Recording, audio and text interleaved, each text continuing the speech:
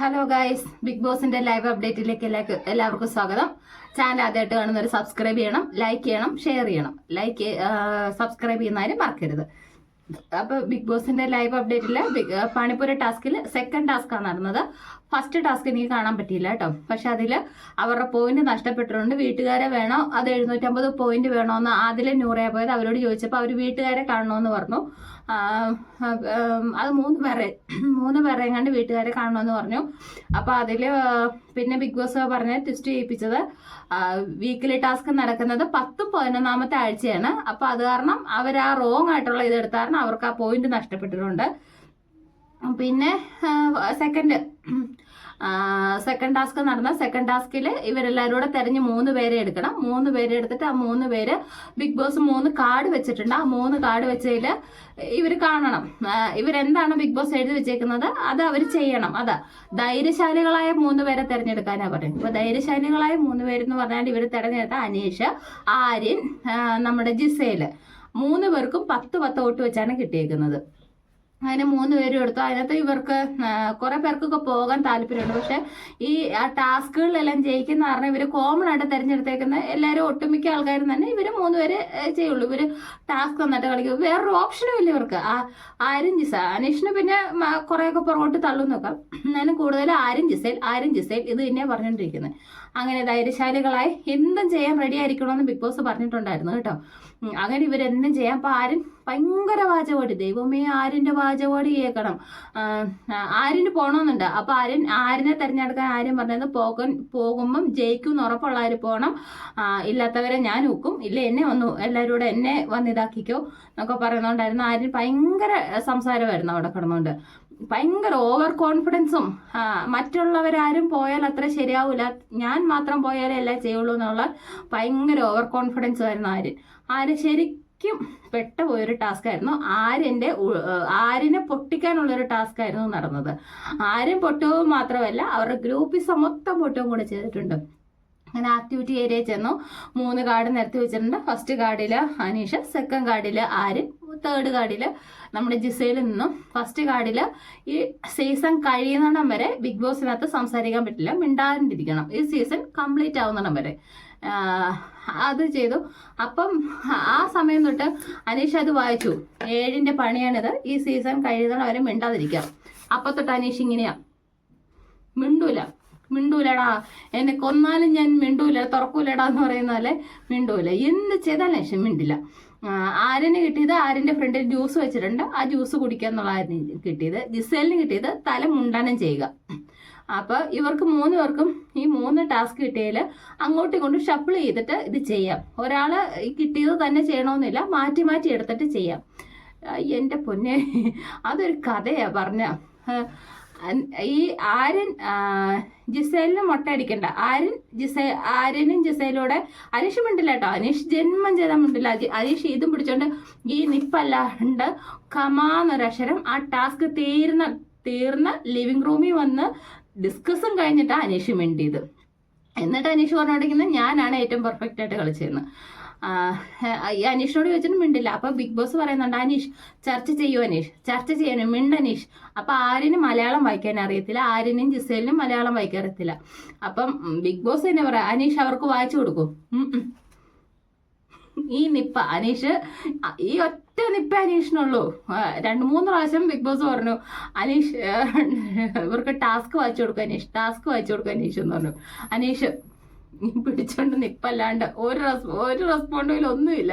മുഖത്തൊരു ഭാവവ്യത്യാസം പോലും ഇല്ല അനീഷിന്റെ.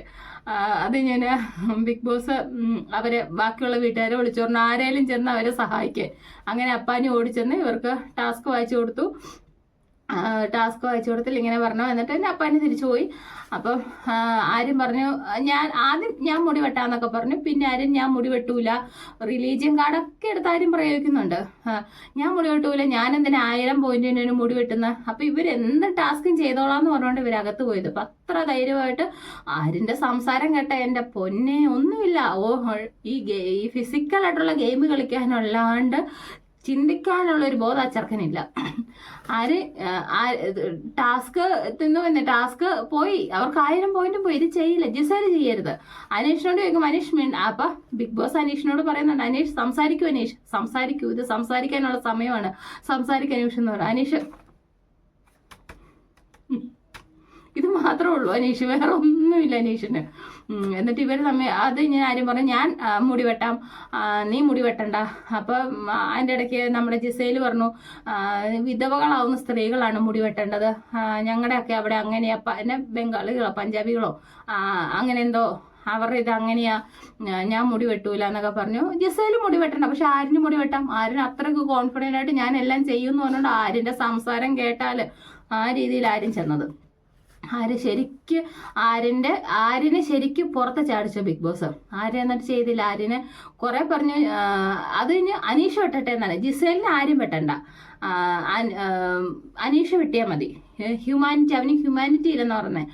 അനീഷ് വെട്ടിയ, ജിസേലിന് ആരും വെട്ടുന്ന ഇഷ്ടമല്ല, ജ്യൂസ് അവർ ഷെയർ ചെയ്ത് കഴിച്ചോളാം, ആരും മുടി വെട്ടുന്ന ഇഷ്ടമല്ല.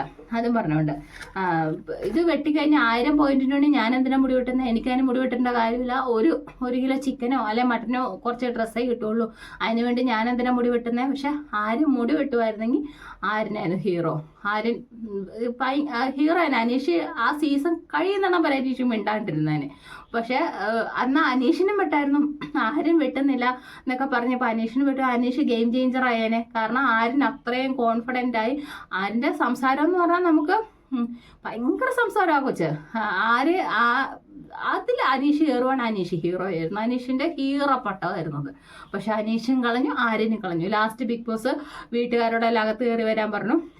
വീട്ടുകാരെല്ലാം പറഞ്ഞു, നീ അത്ര ഇതായിട്ട് പറഞ്ഞിട്ട് നീ അകത്തോട്ട് കയറി പോയതല്ലേ, പിന്നെ നീ എന്തുകൊണ്ട് വെട്ടുന്നില്ല എന്നൊക്കെ പറഞ്ഞിട്ട് വീട്ടുകാർ ശരിക്കും ആര്യനെ ഷൗട്ട് ചെയ്തു. അപ്പോൾ ആര്യൻ ഹിന്ദു റിലീജിയനിൽ അച്ഛൻ മരിക്കുന്നവരാണ് മൊട്ടയടിക്കുക എന്നുള്ളത് പറയുന്നത്. എനിക്കറിയില്ല കേട്ടോ, ഞാൻ ഇതുവരെ കേട്ടില്ല അച്ഛൻ മരിക്കുന്നവർ മാത്രമോ മൊട്ട അടിക്കുന്നത്, വേറെ ആരും മൊട്ട അടിക്കില്ല എന്നുള്ള കാര്യം. സിനിമയിലൊക്കെ എത്രയോ പേര് മൊട്ട അടിക്കുന്ന ഹിന്ദുക്കളൊക്കെ ഇല്ലേ, എത്രയോ പേര് മൊട്ട അടിക്കുന്ന. പിന്നെ ഈ കഷണ്ടി ആവുന്ന ആൾക്കാരൊക്കെ മൊട്ട അടിക്കുന്നില്ല ഹിന്ദു റിലീജിയനിൽ, അതിലൊക്കെ എന്ത് കാര്യം ഇരിക്കുന്നത്? ചുമ്മാ ആരെയും മുടി വെട്ടാൻ കഴിയില്ല അതിനു വേണ്ടി.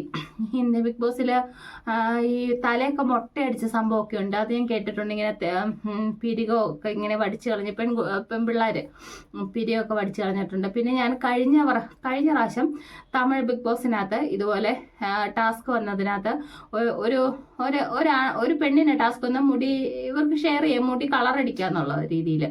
അതിൽ പങ്കെടുത്ത ആ ചെറുക്കന് മുടി മൊത്തം പല കളറ്, നീല, പച്ച, ചുമല, അങ്ങനെയോ അത് പല കളറോ അതോ പച്ച കളറോ അങ്ങനെ ഏതാണ്ട് ഒരു കളറോ മൊത്തം അടിച്ചിട്ട് ആ സീസൺ തീരുന്നിടം വരെ, അതായത് ഗ്രാൻഡ് ഫൈനാലിക്ക് കയറാനായിട്ട് വരെ മേക്കപ്പ് ചെയ്യില്ല. ആ സമയത്ത് ആ മുടിയുടെ കളർ മാറ്റി കൊടുത്തു. അതുവരെ തത്തപ്പച്ചയായിരുന്നെന്ന് തോന്നുന്നു.